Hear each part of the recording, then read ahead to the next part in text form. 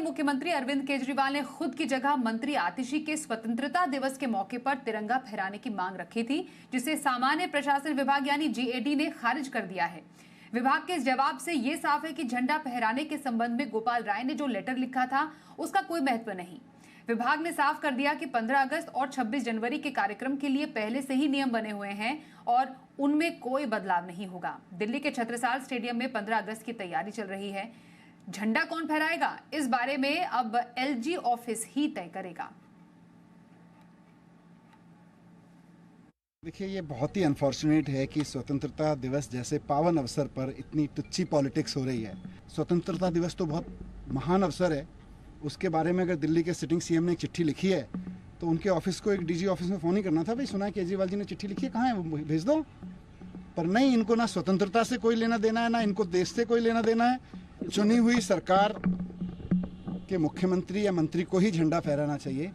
मुझे नहीं लगता कि इसमें कहीं कोई दिक्कत है, लेकिन मौजूदा एलजी साहब से और एलजी साहब के जो मुखिया हैं, इन सब से लोकतंत्र की, संविधान की, इस सब की अपेक्षा करना मुझे लगता है बेईमानी हो चुका है। इनसे केवल और केवल तानाशाही की अपेक्षा की जा सकती है और वो कर रहे हैं। हमारे साथ जी मीडिया संवाददाता अमरीश पांडे है। अमरीश, अरविंद केजरीवाल दिल्ली के मुख्यमंत्री जेल में हैं, अब झंडा कौन फहराएगा, इसका जो पूरा जिस पर बवाल मच रहा है, कैसे इसको सुलझाया जाएगा?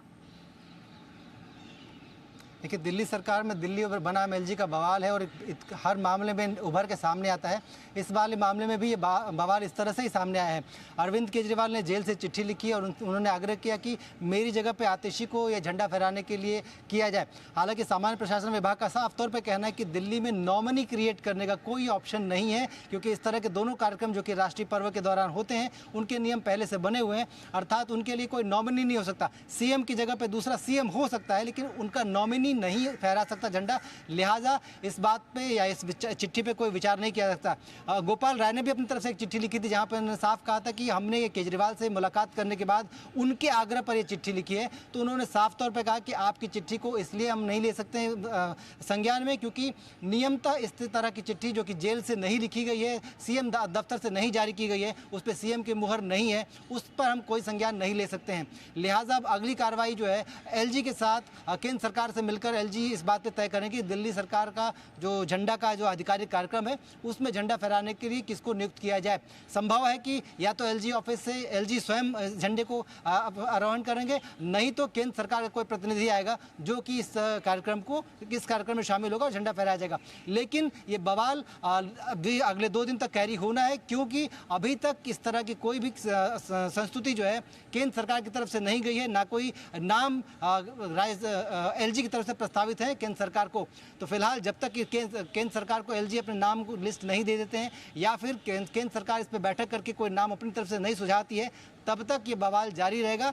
लेकिन प्रशासन का स्पष्ट तौर पर कहना है कि ऐसा कोई नियम नहीं है जहां सीएम मनोनीत कर सकें अपने किसी व्यक्ति को या प्रतिनिधि को या फिर किसी मंत्री को कि वो उनके स्थान पर झंडा फहरा सके। इसलिए ये सोचता है कि अरविंद केजरीवाल या फिर उनकी सरकार का कोई भी मंत्री झंडा नहीं फहराएगा। ये तो बात क्लियर हो गई है, लेकिन कौन फहराएगा इसको लेकर राजनीति जारी है और राजनीति पर अभी फिलहाल रोक लगना या फिर फिलहाल कोई विराम लगता हुआ दिख नहीं रहा। जी, धन्यवाद करेंगे अमरीश इस पूरी खबर पर ज्यादा अपडेट के लिए।